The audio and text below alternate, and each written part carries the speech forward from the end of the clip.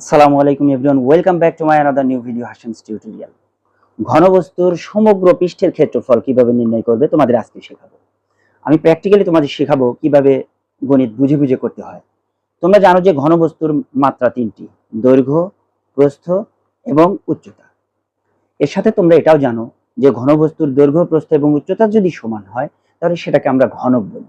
প্রথমে আসো ঘনবস্তু। এই ঘনবস্তুর আমরা সমগ্র পৃষ্ঠের ক্ষেত্রফল কিভাবে নির্ণয় করব।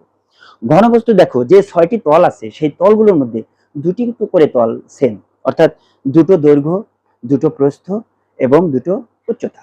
তাহলে আমরা যদি দৈর্ঘ্য, প্রস্থ এবং উচ্চতাকে এ, বি এবং সি চলক দ্বারা প্রকাশ করি, তাহলে আমরা দুটো করে যদি গুণন করি তাহলে প্রত্যেকটা তলের ক্ষেত্রফল পাবো।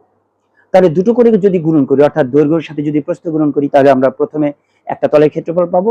এরকম দুটা ক্ষেত্রফল সেম। সো ৬টা ক্ষেত্রফল যদি আমরা দুটা করে